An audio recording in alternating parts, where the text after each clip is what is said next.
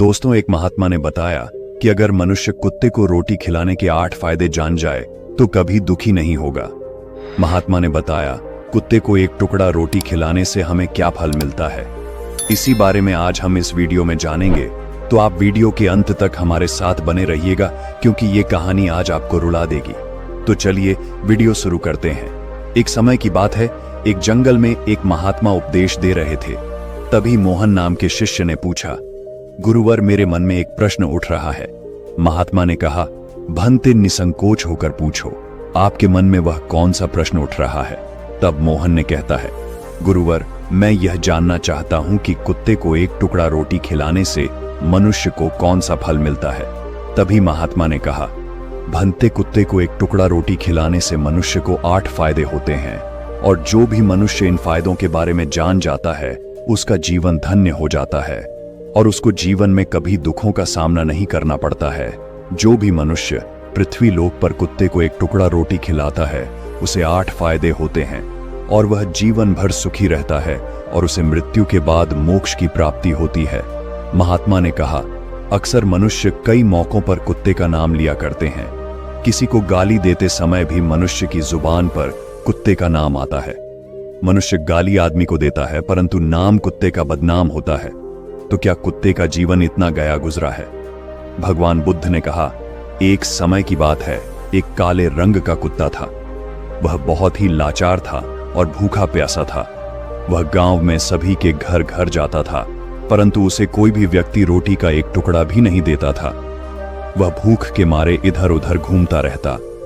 एक दिन वह गांव के बाहर नदी के किनारे एक ऋषि के आश्रम पर पहुंच गया और ऋषि से कहने लगा, हे मुनिवर, मुझे लगता है आप बहुत ही विद्वान तथा ज्ञानी हैं, इसीलिए मैं भूखा प्यासा आपके पास आया हूं।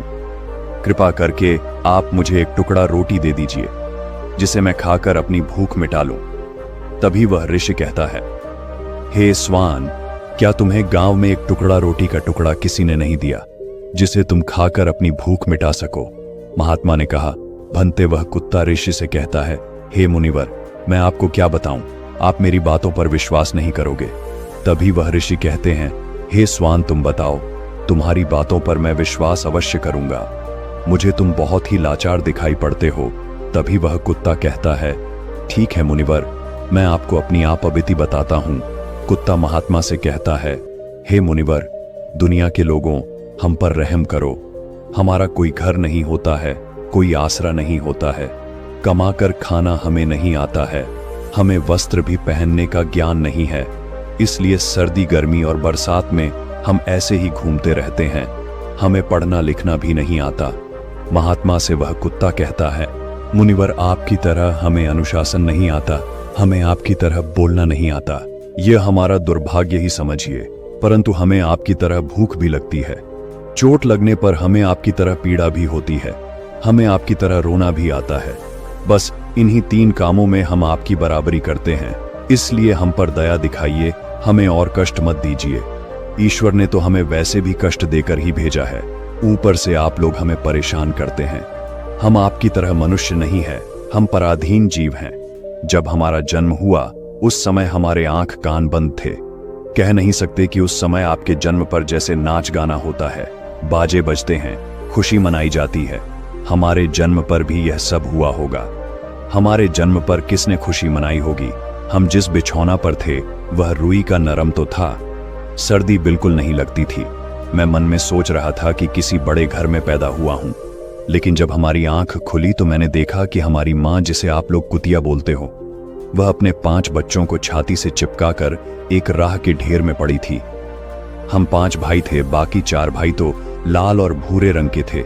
मैं अकेला ही काले रंग का था, सबसे छोटा मैं ही था, इसीलिए कमजोर था। मेरी माँ हम लोगों के पास कम ही आती थी क्योंकि उसे भी अपने भोजन की व्यवस्था करनी पड़ती थी। यदि वह ना खाती तो हमें दूध कहाँ से पिलाती? उस एक माँ पर हम 5 भाई निर्भर थे। वह बेचारी अपने भोजन के लिए इधर उधर दौड़ती रहती थी। कभी भोजन मिल भी जाता था, कभी नहीं भी मिलता था, लेकिन वह हमेशा हम 5 का बड़ा ख्याल रखती थी। आखिर वह हमारी माँ थी। वह रात भर जाग कर गांव की रखवाली करती थी। किसी की मजाल नहीं थी कि कोई अनजान आदमी बुरी नीयत से गांव की तरफ भी झांके। दूसरे गांव के कुत्ते भी हमारी मां के डर से गांव में नहीं आते थे। गांव के किसी किसान के खेत में कोई जानवर खड़ी फसल खाने आते तो हमारी मां उसे दौड़कर भगा देती। गांव वालों के लिए इतना सब करने के बाद भी कोई कोई मनुष्य तो हमारी मां को भोजन तक नहीं देता था। भोजन के लिए हमारी मां को मजबूर होकर छीना झपटी करनी पड़ती थी। कई बार तो लोग उसे लाठी डंडों से पीट पीट कर भगा देते थे। बेचारी उस दिन भूखी प्यासी रहकर पेट की आग से जलती रहती थी। महात्मा से वह कुत्ता कहता है, हे मुनिवर, आखिर भूख तो हमें आपकी ही तरह लगती है। ऊपर से उसे अपने 5 बच्चों की चिंता भी लगी रहती थी। आखिर मां जो थी, भूख उसे चैन से बैठने नहीं देती थी और गांव वालों का भी उसे देखकर हृदय नहीं पसीजता था। तो बेबस होकर उन लोगों के घरों में चोरी से घूमना पड़ता था और खाने की कोई चीज मिल जाती तो उसे खाकर अपने पेट की आग बुझा लेती थी। कई बार तो लोग उसे खाने की वस्तु ले जाते हुए देखते तो लाठी डंडे लेकर उसके पीछे पड़ जाते। कुछ निर्दय लोग तो कई बार उसे घर के अंदर बंद करके पीटते थे, हमारी मां का बुरा हाल कर देते थे। फिर वह कुत्ता महात्मा से कहता है, हे मुनिवर, हमारी मां ने क्या बिगाड़ा था? उसने सिर्फ अपने पेट के लिए भोजन ही तो चुराया था। चोरी करने का हमें कोई शौक नहीं है, पर पापी पेट हमें यह सब करने के लिए मजबूर कर देता है। एक दिन की बात है, बड़ी जोरदार बरसात हुई, ओले पड़े थे, ठंडी हवा चल रही थी। उस ठंड में ठिठुर कर हमारे 3 भाई मर गए। उस दिन हमारी मां बहुत रोई थी, लेकिन मनुष्य हमारी पीड़ा को नहीं समझे क्योंकि उसके बच्चे थोड़े ही मरे थे। फिर वह कुत्ता कहता है, हे मुनिवर, अब हम सिर्फ 2 भाई रह गए थे। हमारी मां हम दोनों की अच्छे से देखभाल करने लगी। फिर एक दिन उसी गांव में ठाकुर साहब के घर पर दावत चल रही थी और अनेक प्रकार की मिठाइयां बन रही थीं। ठाकुर साहब के घर काफी मेहमान आए हुए थे। हमारी मां कुछ खाने की तलाश में बार बार उधर जाती, लेकिन लोग उसे दुत्कार कर भगा देते थे। किसी को उस पर इतना भी तरस नहीं आया कि एक रोटी उस बेचारी को खाने को फेंक दे। एक रोटी से उनका क्या बिगड़ जाता? मेरी मां बार बार जाती और वहीं खड़ी खड़ी देखती रहती थी। ठाकुर साहब के आंगन में दावत खाने का सिलसिला चालू हुआ। भोजन परोसा जाने लगा। मेरी मां भी वहीं जाकर पूंछ हिलाने लगी। खाना परोसने वाला आदमी जब किसी काम से भीतर गया तो मेरी मां दबे पांव रोटी लेने को चल पड़ी। फिर दूसरे आदमी ने मेरी मां को जाते हुए देख लिया तो चारों ओर से लोग चिल्ला चिल्ला कर उसकी तरफ भागे। मेरी मां उनकी चीख सुनकर घबरा गई। 2-3 आदमी लाठी लेकर उसके पीछे बेहरमी से दौड़े। मेरी मां वहां से घबरा कर भागने लगी, परंतु उसे वहां से निकलने का कोई रास्ता नहीं मिला क्योंकि सामने से लोग लाठी डंडे लेकर आ रहे थे। तभी मेरी मां वहां पर जो लोग भोजन कर रहे थे उनको लांघ कर निकल गई। महात्मा से आगे वह कुत्ता कहता है, हे मुनिवर, मेरी मां अपने निकलने पर इतनी हैरान नहीं थी जितनी कि उन लोगों को देखकर हुई थी। जो वहां पर दावत खा रहे थे वह सब उठकर खड़े हो गए। उन्होंने भोजन करना छोड़ दिया और कहने लगे कि कुतिया के लांघ जाने के कारण भोजन भ्रष्ट हो गया है। सब एक दूसरे से विचार विमर्श कर रहे थे कि अब क्या किया जाए, खाना तो सब खराब हो गया। फिर ठाकुर साहब फूट फूट कर रोने लगे। कुछ लोग तो यह भी कह रहे थे कि भाई कुतिया के लांघने से भोजन खराब कैसे हो गया? उसने खाने में या पत्तलों में मुंह थोड़ी डाला है, सिर्फ ऊपर से लांघ कर ही तो गई है। और कहने लगे, शहरों में तो लोग कुत्ते को पाल कर घर के अंदर सुलाते भी हैं और खिलाते भी हैं, तो इसमें कोई बुरी बात नहीं है। अगर कुतिया लांघ कर गई है तो भोजन खराब नहीं हुआ है। लेकिन उनमें से कुछ लोग बड़े घरों से ताल्लुक रखते थे, उन्होंने एक भी नहीं चलने दी। कह रहे थे कि भोजन तो भ्रष्ट हो गया है, यह हमारे खाने के लायक नहीं है। आखिरकार उन्हीं की बात मानी गई। अब तो वह सारा भोजन गरीबों में बांट दिया गया। उस दिन तो मेरी मां को खूब पेट भर के खाना मिला था। ऐसा सुख उसने जीवन में कभी नहीं पाया था, लेकिन वह सुख उसके लिए बड़ी मुसीबत बन गया। वह भोजन करके वहां आराम से लेटी ही थी, उतने में वह ठाकुर डंडा लेकर वहां आ पहुंचा और उसे बुरी तरह से पीटने लगा। उसे बाउर भागने का भी कोई अवसर नहीं मिल पाया। डंडों की चोट से वह बुरी तरह से चिल्लाने लगी। मां का विलाप सुनकर पत्थर भी पसीज जाता है, पर उस निर्दय को उस पर जरा भी रहम नहीं आया। वह उसे कठोरतापूर्वक पीटता रहा। मां का वह शोर पूरे गांव में सुनाई दे रहा था।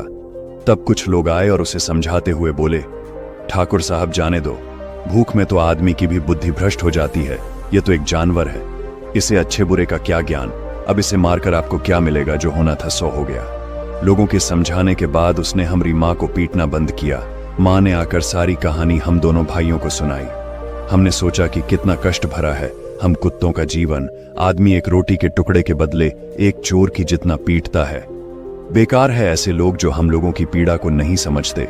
महात्मा से वह कुत्ता कहता है, हे मुनिवर, एक दिन की बात है, उसी गांव के बाहर एक ब्राह्मण आकर ठहरा हुआ था।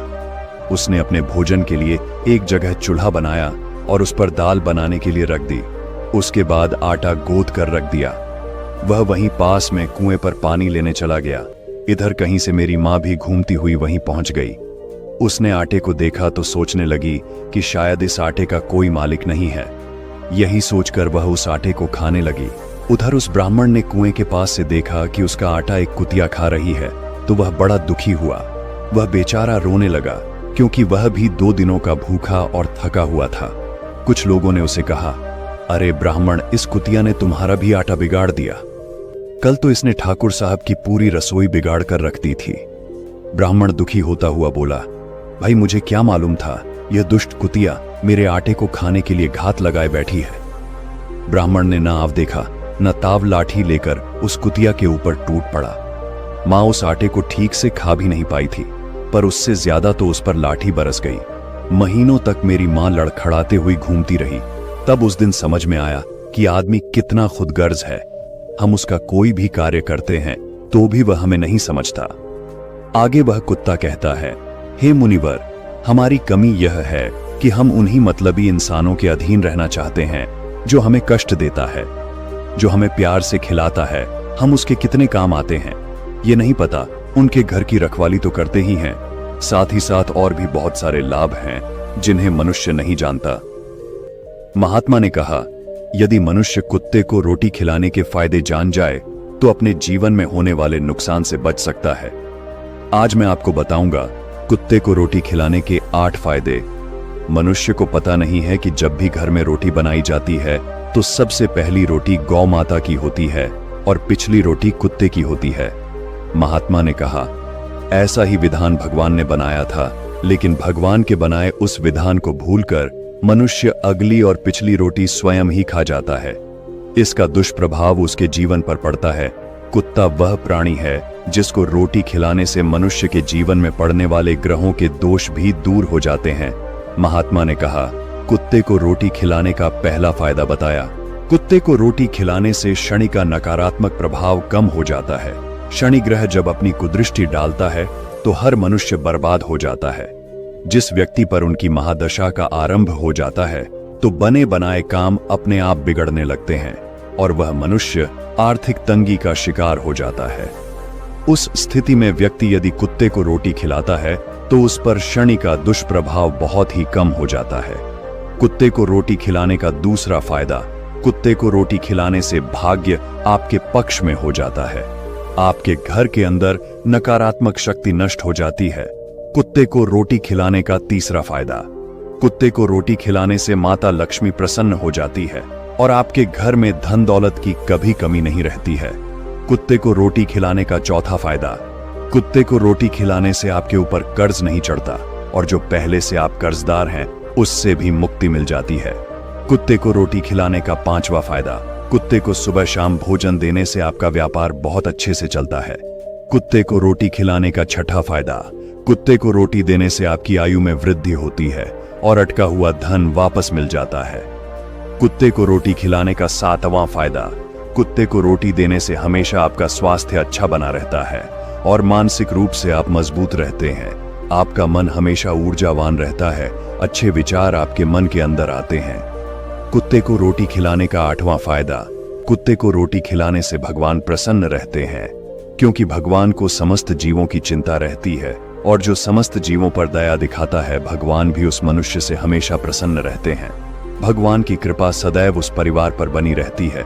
आपने अपने बुजुर्गों से सुना होगा, कहते हैं कि जब कुत्ता रोता है तो अपशुगुण होता है, कोई संकट आता है, किसी की मृत्यु होती है। इसलिए कुत्ते को कभी रुलाना नहीं चाहिए। इस प्रकार से महात्मा ने मोहन को कुत्ते को रोटी खिलाने के 8 फायदे बताए और जो भी मनुष्य कुत्ते को रोटी खिलाता है तो उसे इन 8 फायदों का फल प्राप्त होता है।